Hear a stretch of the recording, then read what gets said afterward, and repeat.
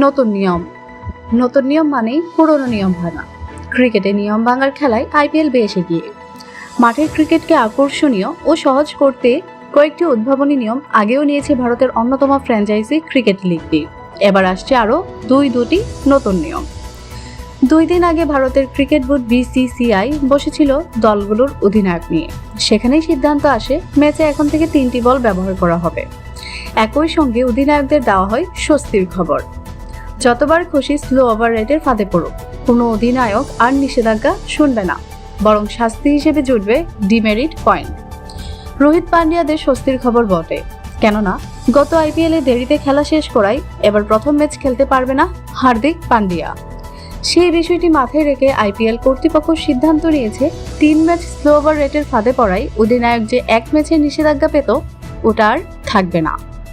এর চেয়েও বড় আরেকটি স্বস্তির খবর দিয়েছে ভারতের একাধিক গণমাধ্যম। প্রতিবেদনে তারা জানিয়েছে শিশিরের কথা মাথায় রেখে এখন থেকে 2টি বলের পরিবর্তে 3টি ব্যবহার করা হবে।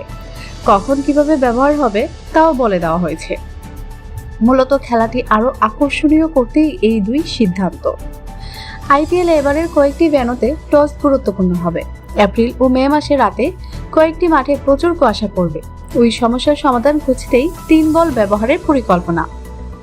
নিয়মটা আগের মতোই থাকছে, তবে একটু ঘুরিয়ে। দ্বিতীয় ইনিংসের 11তম ওভারে বল পরিবর্তন হবে। প্রথম ইনিংসের বলে 20 ওভার খেলা হবে এবং দ্বিতীয় ইনিংসের প্রথম বলে খেলা হবে 11 ওভার ও দ্বিতীয় বলে খেলা হবে 9 ওভার। নতুন বল আনায় শিশিরের সমস্যা কেটে যাবে বলে বিশ্বাস বিসিসিআই ও অধিনায়কদের। এক শিরোপা সামনে রেখে 10 দলের লড়াই বসবে কাল। গ্রুপ পর্ব, কোয়ালিফায়ার ও ফাইনাল মিলিয়ে খেলা হবে মোট 74টি ম্যাচ।